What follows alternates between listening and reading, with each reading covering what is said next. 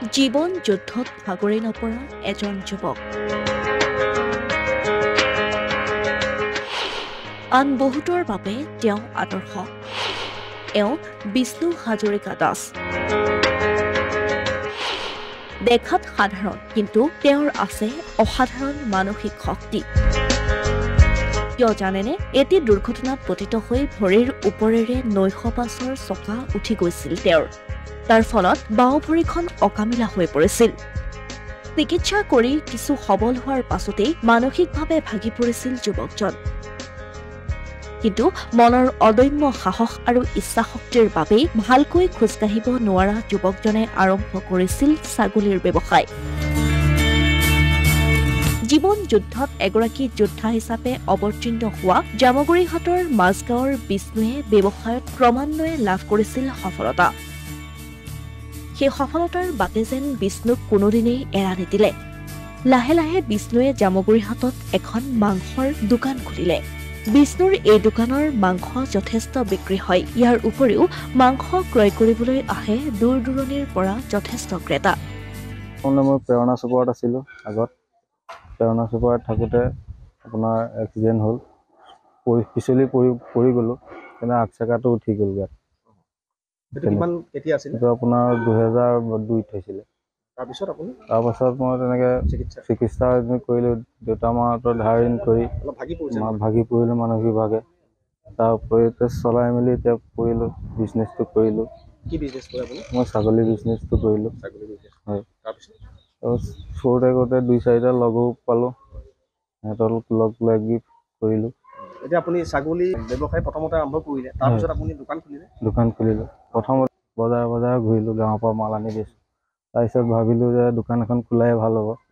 তেনেকৈ বুলি মানে মনতে ভাবি দোকানখন খোলা হ'ল।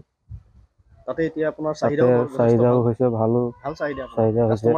কাষ্টমাৰ আছে দূৰৰ পৰা আহে মোৰ তালৈ। আপোনাৰ তেজপুৰৰ পৰাও আহে, ধলাইবিলৰ পৰাও আহে, আপোনাৰ চাৰিআলিৰ পৰাও আহে, নগাঁৱৰ পৰাও আহে।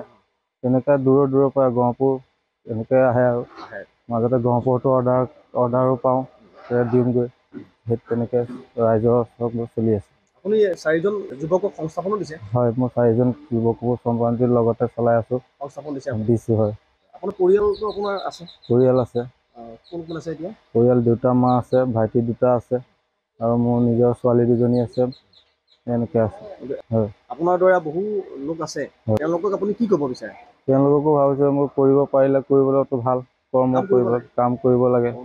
কৰ্ম কৰিলে ধৰক নিজৰ কাৰণে সফলতা হ'ব। ভাগি পৰিব নালাগে আৰু ৰাইজ সেইটোৱে কৰ্মটোৱে নিজৰ বুলি ভাবিলে বহুতখিনি আগবাঢ়িব পাৰি মানুহ। বৰ্তমান বিষ্ণুৱে তেওঁৰ দোকানত 4গৰাকী নিবনুৱা যুৱকক সংস্থাপন দিছে। ইয়াৰ উপৰিও শাৰীৰিকভাৱে অক্ষম হোৱাৰ পাছতো মাংসৰ ব্যৱসায়েৰে নিজকে প্ৰতিষ্ঠিত কৰিছে, পোহপাল দিছে পৰিয়াল। উঠি অহা প্ৰজন্ম বা আন বহু শাৰীৰিকভাৱে অক্ষম লোকৰ বাবেও বিষ্ণু হৈ পৰিছে প্ৰেৰণাৰ উৎস। 2002 চনতে এটা ভৰি গাড়ীৰ চকা উঠি পেলাই একদম গুড়া হৈ গৈছিলে। বহু চিকিৎসাৰ পাছত তেখেত ভাল হ'ল যদিও এই ভৰিটো আচলতে তেওঁৰ সম্পূৰ্ণ অচল ভৰি। তেনেকেই তেওঁ প্ৰথম অৱস্থাত ছাগলীৰ ব্যৱসায় কৰিছিল, বজাৰত ইটো সিটো কিনি তাতেই বেচিছিল। এতিয়া তেওঁ সেই ব্যৱসায়ৰ পৰাই এতিয়া জামুগুৰিহাটৰ আমাৰ ঠিক মাধৱৰ ঠিক কাষতেই তেখেতৰ এখন ভাল দোকান আছে, যিখন দোকান আপোনালোকে নিজে লক্ষ্য কৰিলে গম পাব যে তেখেতৰ দোকানত ছাগলী মাংসৰ কাৰণে মানুহৰ যি ভিৰ আপোনালোকে দেখি আচৰিত পাব। ইয়াৰোপৰি তেওঁ এই গাঁৱৰে 4জন সুঠাম যুৱকক সুন্দৰভাৱে তেওঁ কৰ্মসংস্থাপন দিছে। তেওঁৰ লগতেই জড়িত হৈ থাকে। বিভিন্ন উৎসৱ পাৰ্বণত তেওঁক দেখাই পোৱা নাযায়, তেওঁ দোকানখনেই দেখা পোৱা নাযায় মানুহৰ ভিৰত। যে মানুহৰ যে ইচ্ছা শক্তি থাকিলে, প্ৰবল ইচ্ছা শক্তি থাকিলে মানুহৰ শাৰীৰিক অক্ষমতাতে কোনো কাৰণ হ'ব নোৱাৰে, তাৰেই এক জ্বলন্ত উদাহৰণ আমাৰ এই বিষ্ণু। আমিও আশা কৰিছো মনৰ অদম্য হেঁপাহ আৰু সাহসেৰে নিজকে স্বাৱলম্বী কৰি তুলিবলৈ সক্ষম হোৱা বিষ্ণু হাজৰিকা দাসৰ এই কৰ্ম দুপদৰূপে আগুৱাই যাওক। অসমীয়া প্ৰতিদিন, ডিজিটেল সংবাদ, জামুগুৰিহাট।